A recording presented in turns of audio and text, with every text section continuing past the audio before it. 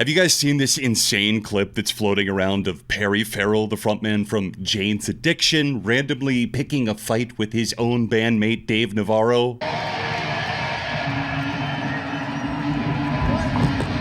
What you just saw is a small taste of a much nastier pie that is Perry Farrell melting down in front of fans, behind the scenes, you name it. This diva has been behind some sort of malfeasance within Jane's Addiction or one of his other musical projects, perhaps.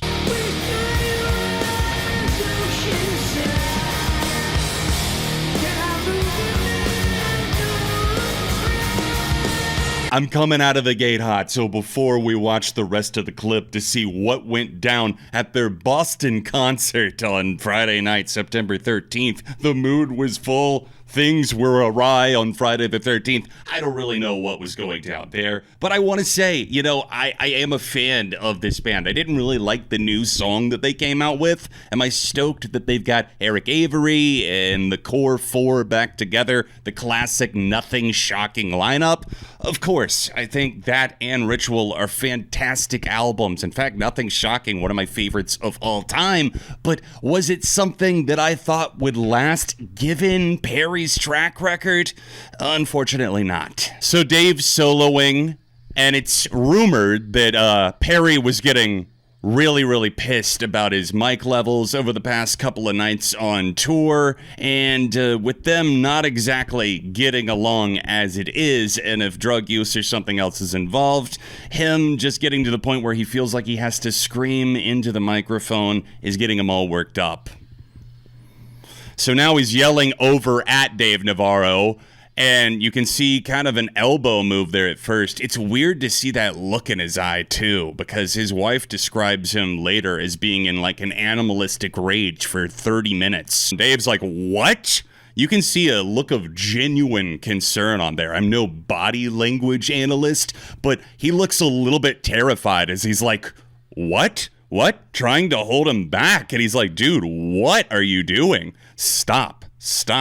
I appreciate the Red Sox hat, okay? We're hanging on to our playoff hopes by a thread, and this man saying, stop, John, stop holding on to the dream, but I won't. It's absolutely getting rowdy when you've got your own bassist, Eric Avery, who's not been back for all that long, already returning to the band. Not that many dates have been played. Dave, shout out to him. Kudos for keeping your cool. He looks cool as a cucumber in a situation like this, in crisis mode where he's clearly panicked that his bandmate is approaching him with this weird bloodlust in his eye. Looks like he's out for a fight. I'm not sure what entirely he was pissed at, but this is not how you get a point across. You don't want to be known as the rock star diva. It's something that I remember Josh Homme from Queens of the Stone Age saying. I think it was in an interview with like the Blocks podcast, and he was talking about how he felt like he was like the oldest junkie at the party. No one wants to be the oldest addict in a room, and you wake up one day, you get sober for a second, and you realize that you're hanging around a bunch of people that don't want you for anything other than what you can get them or what the score is. And it feels like, unfortunately, that's kind of the trajectory that Perry Farrell has fallen in and out of.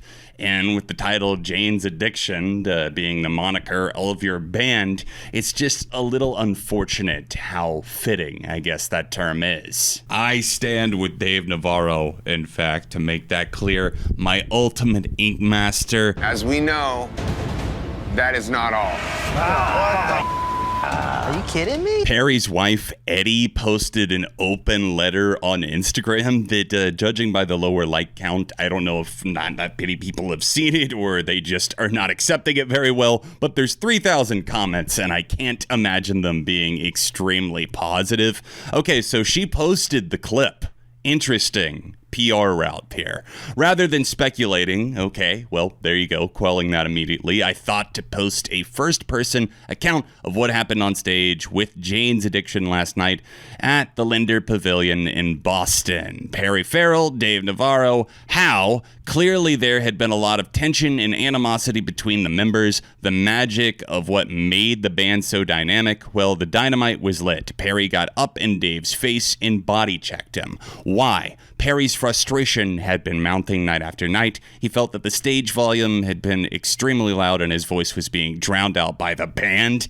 That's another reason they call you a diva, man. Am I being too insensitive? I don't know. I just feel like this guy has always been like this. Perry had been suffering from tinnitus, which is unfortunate. That's the ringing in your ears that you get from hearing damage or hearing loud noises for way too long, which being in a band kind of does that, and a sore throat every night. But when the audience was in the first row started complaining up to Perry cussing at him, I don't trust people who say cussing instead of cursing.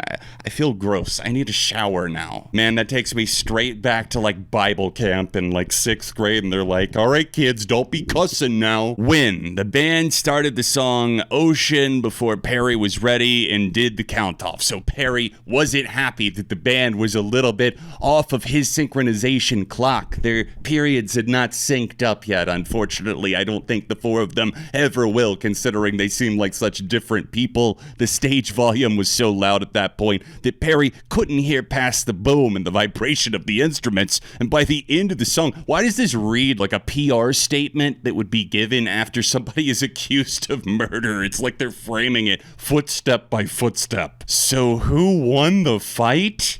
Are we supposed to be taking bets here? This feels gross, the way that we're talking about these men in their 50s, especially Perry. I think he's in his 60s now. 65 years old. This Queens guy is 65 in this kind of behavior. These grown men don't know how to handle their shit. Eric walked up to Perry upstage in the dark behind Dan, put Perry in a headlock and punched him in the stomach 3 times. Kevin, the crew member with long hair, my God, this is like way too much of a play-by-play. This is oversharing. Dave still looked handsome. Oh my God, is she infatuated with Dave? Is that what this is about? Is his wife into Dave?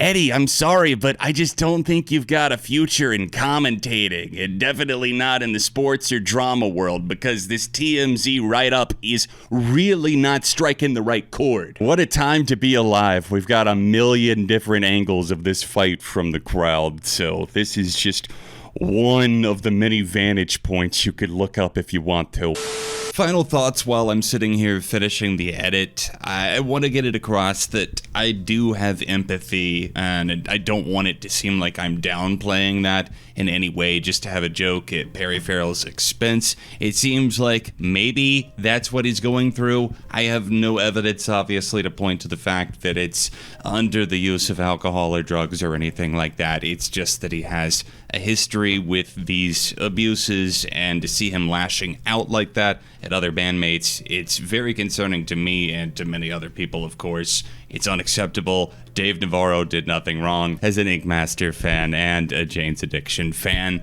I really hope things don't boil over any further. Let me know your thoughts on another potential implosion of Jane's Addiction. Will they make it the full tour? Will they put out another album? My bet is on not. But I would love to be proven wrong, and for things to get back on track, be sure to hit that like button and subscribe on your way out, and I'll see you next time.